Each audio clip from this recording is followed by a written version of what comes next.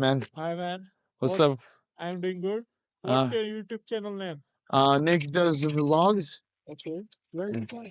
Welcome back to another video. In this video, we'll be going through the streets of Riga to review the beautiful historical architectural heritage that has been spanning over 800 years here in Riga, Latvia. Welcome back to the real-time vlog. Right now, we're in Riga. So, these buildings called Hesburgers.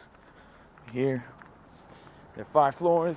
And over there, as you can see, this building is a warehouse, either built in the imperial times or the Soviet Union. The interesting fact about Riga is that it has a mix of all types of architectures.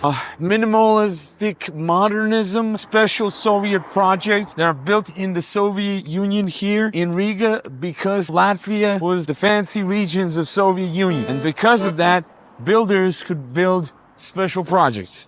Like this is, I think, the 103rd series. As you can see, 103rd series.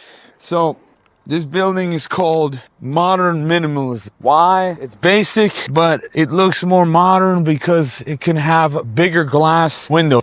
This building over here, this building is modernist. And for example, I would say my favorite city with favorite type of architecture that I have seen so far in my life would be Rome.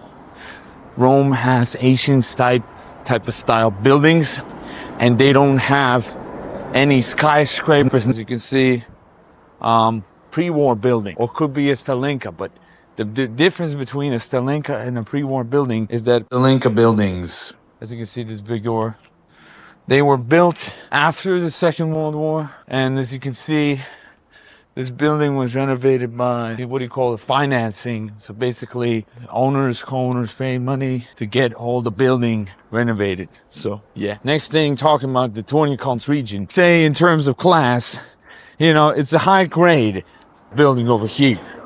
Once again, this is freestyle modernism. I really like it. And right next to that freestyle, there is a pre-war building, another pre-war building. You can see the mix of architecture. Yeah, hey man, Hi man, what's what? up? I'm doing good. What's Uh, your YouTube channel name? Nick does vlogs. Okay, very fine. I'm from here, Riga. Oh, nice. I'm just reviewing buildings. Oh, nice.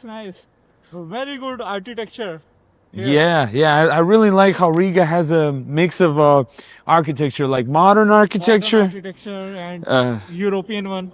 Yeah. Holy shit! It's a fucking beaver. Holy sh!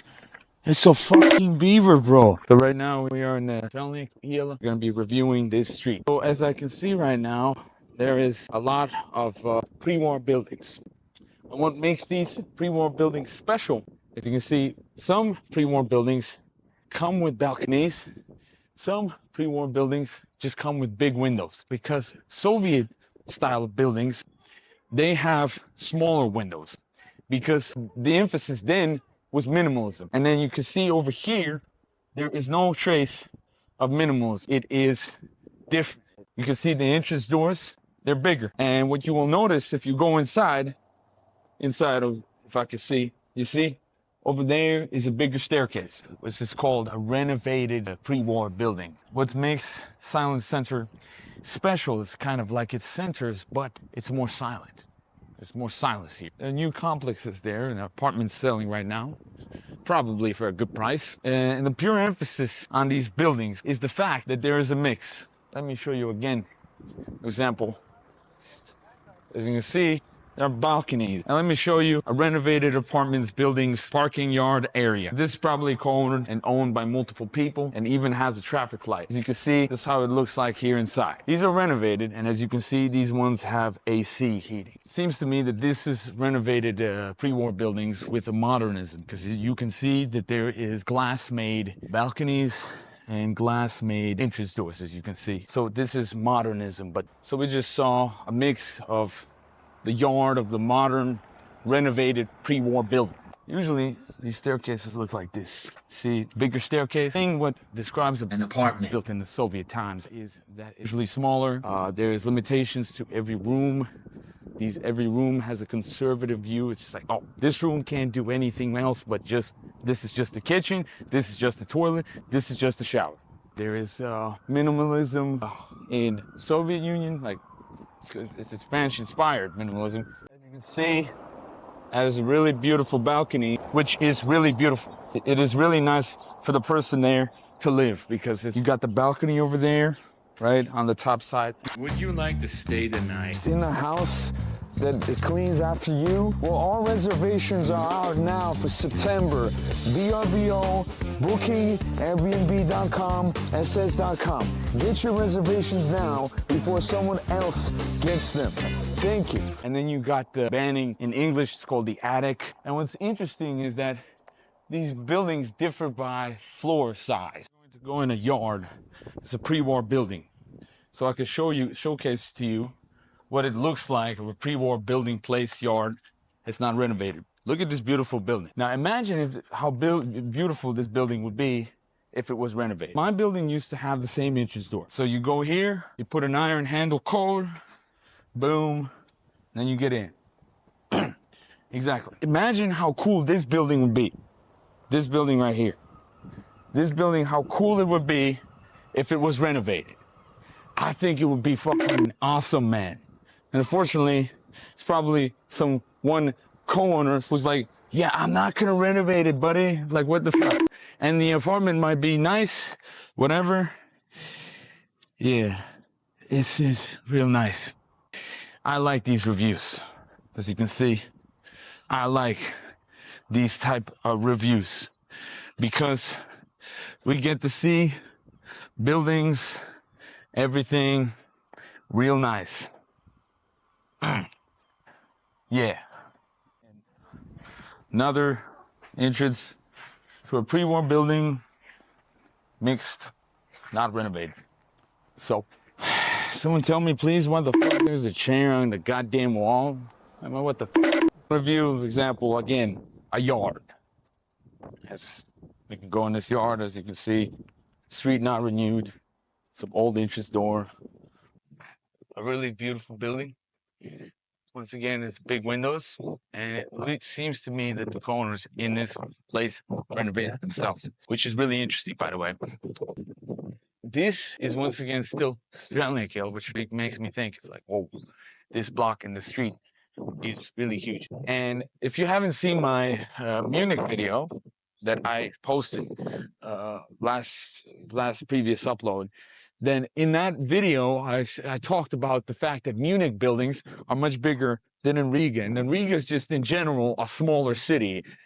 And don't get me wrong, we have beautiful architectures, but come on, Munich, architecture is just different. This building is a German school. Looks an interesting architecture. For example, this entrance door is different than other entrance doors because the upper side is higher, so it's I think like 2.5 meters by height. So because it's higher, and it's higher than the standard, because I think Soviet entrance doors are just like the minimalistic standard, about 2 meters high. You know. So basically, what I am just trying to show you is that these buildings, they have a personality, they have a style, they have this unique authenticity that other parts of Riga, urbanized parts of Riga, don't have. You know what I mean? Like, so yeah. And today we're here to review that. Today I'm gonna be having my food, chicken noodle soup, noodles, and I wish you bon appetite. Gonna go eat. Guess I will see you later. Well, ladies and gentlemen, unfortunate news, my microphone has died. That is really fucked up. But I wanted to showcase you this place, okay? So as you can see, this building over here, it has, bigger windows. It's the Upis Biroi offices. It's the Upis offices, right?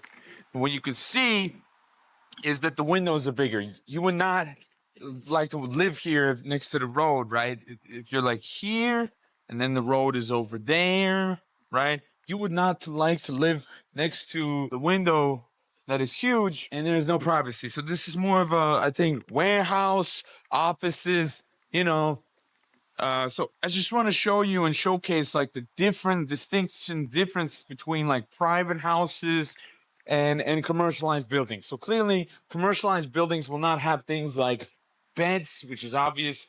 The one things that they will commonly share is kitchens, but they're for all more for common people. You know, and also the billing for these type of buildings is completely different, and the price points and the clients is different. It's like companies, you know, corporations that are interested in purchasing these type of buildings. I would like to showcase, you know, a place where once again you'll see, you know, commercialized type of buildings. This place is more like warehouse area, you know, really old warehouses. Seems like they come with security. So as you can see, the distinction. I would say it's your basic as possible because you just want to be here, you know, like you just want to be here, and then you want to get away as fast as possible, right? Because this is where some people work, right? This is where some people make a living. So because they make a living, they have to, you know, just make it basic as possible. Get here, right, and then get the fuck out. I would do the same. Honestly, I would do the same. You know. This concludes this video about the beautiful architectures of Riga, Latvia. But don't forget, Latvia is big enough for more architectural videos. So let me know in the comments if that is the next thing you would like to see on the next video. Don't forget to press like to support the algorithm and to subscribe with the notifications on. This has been your boy, Agent Zero.